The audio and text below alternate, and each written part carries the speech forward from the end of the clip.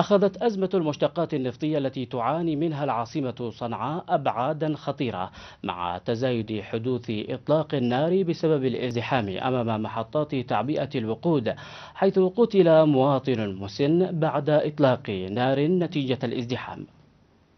منحنى خطير وبعد أمني كارثي تنجر إليه البلاد من باب أزمة المشتقات النفطية التي تفاقمت حتى خرجت عن أطر المألوف وحدود المحتمل، ليسقط معها المزيد من ضحايا المشاجرات والاقتتال أمام محطات الوقود، والتي لم يتمكن الأمن من احتوائها ولن يتمكن في ظل الصمت الحكومي المقيت الذي انعكس ضيقا في نفوس المواطنين وضجرا من تعاسة الحياة في ظل هذه الحكومة البائسة.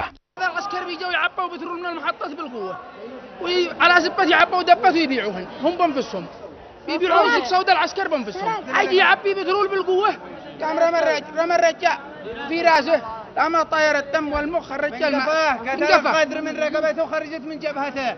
ما عاد باقي بعد هذا، على سبة يقول يكسر على سبة بترول، يقول يكسر على سبة بترول، ما عاد باقي. العنف والأوضاع الأمنية المتهالكة باتت السمة الأبرز التي طبعتها حكومة الوفاق على جبين الشعب منذ تعليها المناصب، فلم تعد طوابير السيارات ولا أكوام البشر المتناحرة على قطرات الوقود تهمها في شيء، بعد أن سقطت عن وجهها ماء الحياة وعمدت لتواجه نداءات الشعب واستغاثاته بدم بارد ومبررات واهية.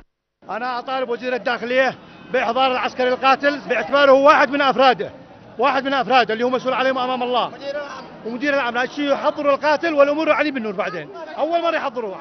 إهمال الحكومة تجاه المواطن الذي انتظر منها ما هو أفضل لا يمكن أن يتعدى حدود الإمهال الذي منحها إياه صبر الشعب وحكمته بعد أن تحمل عجزها عن تحقيق الأمن والاستقرار المنشود لسنوات، لكن أن يصل بها الحال حد تصدير الموت والفتنة إليه عبر أساسياته الحياتية والمعيشية، فهذا الذي لا يمكن أن يرضاه مطلقا.